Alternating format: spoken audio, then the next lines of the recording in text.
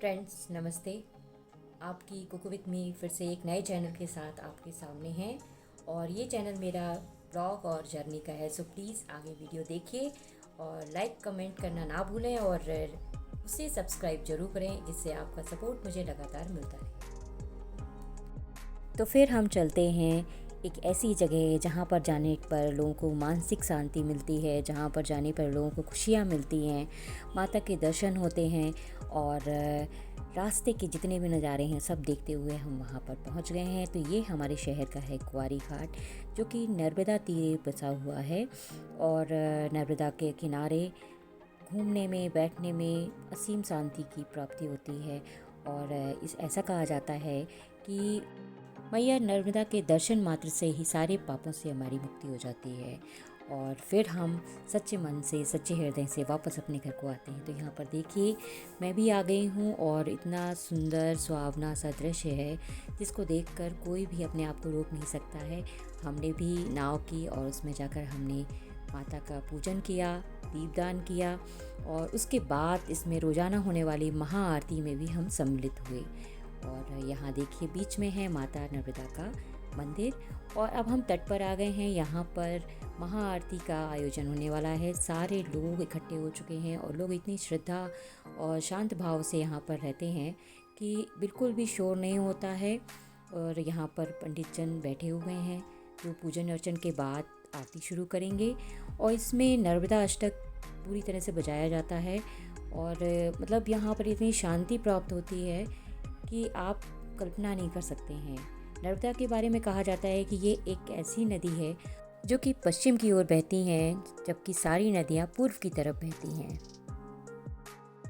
मैं अपने आप को बहुत सौभाग्यशाली समझती हूँ कि मुझे नर्मदा के तीरे रहने का एक सौभाग्य प्राप्त हुआ है। और आज मैं जब यहाँ पर आई तो मैंने ये वीडियो आपके लिए बनाया कि इस जो सुहावना दृश्य है इसको आप भी देखें, इसका आप धार्मिक लाभ लें और मैया नर्मदा की दर्शन करें।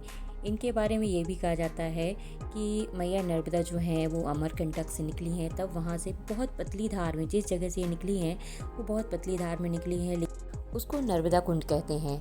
और लोग अमरकंटक में दर्शन करने जाते हैं कि नर्मदा माता का उद्गम स्थल कहाँ पर है। इसके बाद ये विभिन्न शहरों से होती हुई अरब सागर में जाकर मिल जाती हैं। इस बीच ये जिन शहरों से निकलती हैं उन शहर के नगरवासियों को भी अपना स्वच्छ जल देती हुई जाती हैं और जलापूर्ति में पूरी सहभागिता नर्मदा मैया की होती है। तो आइए हम भी आरती में शामिल हो जाएं। मैया गंगा का महत्व है, उसी तरह से नर्मदा जी का भी अपना महत्व है। तो देखिए यहाँ पर आरती की शुरुआत हो गई है। यहाँ पर चवर डुलाए जा रहे हैं, उसके बाद फिर आरती की जाएगी। और आरती में जो नर्मदा अष्टक बजाया जाता है, आप यकीन मानेंगे, मतलब उस समय लोग इतने भाव विभोर हो जाते हैं, श्रद्धा और भक्ति में इतने लीन हो जाते हैं कि उनको आसपास का बिल्कुल भी होश नहीं रहता है। और बहुत बड़े स्तर पर यहाँ पर किया जाता है। लोग देखिए धार्मिक भावनाओं से जुड़े हुए हैं, नर्मदा के तीरे आकर आरती में सम्मिलित होते हैं। हम भी आए हैं, आज हमने भी इसका दर्शन लाभ लिया और इसमें मैंने आगे चलकर आरती भी की थी, बट उसको मैं कवर नहीं कर पाई। और देखिए यहाँ पर आरती का शुभारंभ होने जा रहा है। धार्मिक ग्रंथों में माता नर्मदा को बहुत ज़्यादा उल्लेख है और ये मोक्षदायिनी भी कहलाती हैं। मैया नर्मदा से ही संबंधित यहाँ पर बेड़ा घाट है, जहाँ पर माता नर्मदा का जल बहुत तेज़ी से जलप्रपात के रूप में गिरता है और काफ़ी सारे आगे चलकर घाट भी हैं जहाँ पर लोग घूमने जाते हैं। तो देखिए यहाँ पर सभी लोग श्रद्धा और भक्ति में लीन होकर आरती शुरुआत कर दिए हैं। हम भी इसमें श्रद्धापूर्वक शामिल हो गए और माता नर्मदा के नर्मदाष्टक में हम भी हैं, हम भी बोल रहे हैं। और देखकर शायद आपको भी लग रहा होगा कि आप भी यहाँ पर होती तो आपको बहुत अच्छा लगता। देखिए तट पर इतनी भीड़ है कि आपको इस भीड़ के बीच में कहीं भी 1 इंच की जगह नहीं मिलेगी।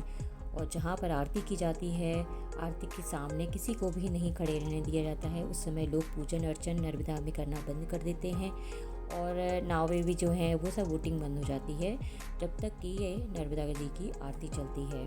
सभी लोग इसमें श्रद्धा भाव से खड़े रहते हैं। नर्मदा जी की आरती में चारों दिशाओं में आरती की जाती है। फ्रेंड्स, यदि आपको कभी इस तरह का मौका मिले तो ज़रूर आइए और यहाँ पर इस आरती का दर्शन लाभ ज़रूर लीजिएगा। यहाँ पर लोग बहुत तरह के धार्मिक अनुष्ठान भी करवाते हैं और अभी नर्मदा जयंती में तो यहाँ पर घाटों की इतनी अच्छी डेकोरेशन की गई थी, यहाँ पर रंगोली और पेंटिंग की गई थी कि मतलब सुंदरता तो देखते ही बनती थी।